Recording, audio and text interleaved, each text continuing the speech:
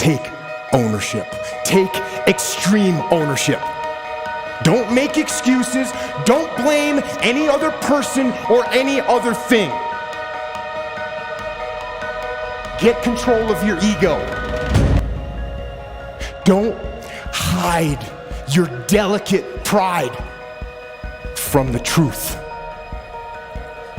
Take ownership of everything in your world, the good and the bad. Take ownership of your mistakes, take ownership of your shortfalls, take ownership of your problems, and then take ownership of the solutions that will get those problems solved. Take ownership of your mission. Take ownership of your job, of your team, of your future, and take ownership of your life.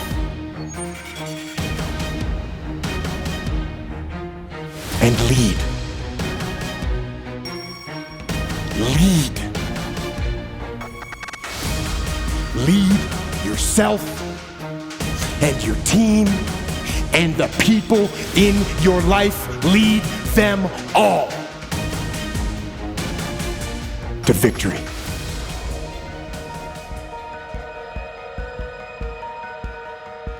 You're never, ever, ever, ever going to feel like doing the things you need to do in order to have what you want. You're always going to need to push yourself. You're always going to need to parent yourself. So what is the net advice on this? What is the bottom line?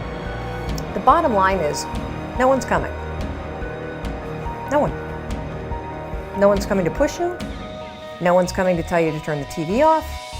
No one's coming to tell you to get out the door and exercise. Nobody's coming to tell you to apply for that job that you've always dreamt about. Nobody's coming to write the business plan for you. It's up to you. And because you're only ever going to do the things that you feel like doing right now or that feel good right now, unless you understand that you've got to parent yourself, you've got to push yourself, you're not going to make your dreams come true. You're just not. We're not wired that way. You weren't born that way, you weren't that way when you were growing up, and you're certainly not that way as an adult.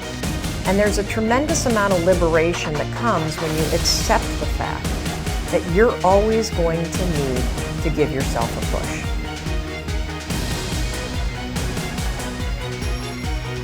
One of the things I have realized, and many of us have, that if you want something out of life, if you want to change yourself, if you want to acquire something, if there's some goal that you want to reach, that is really not easy as some people will make us feel.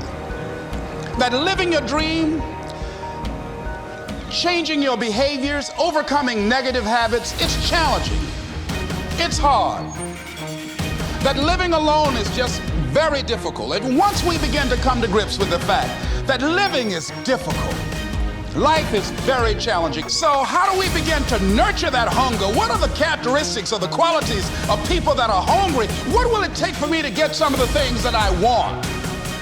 And being hungry for those things, number one, you've got to work on yourself.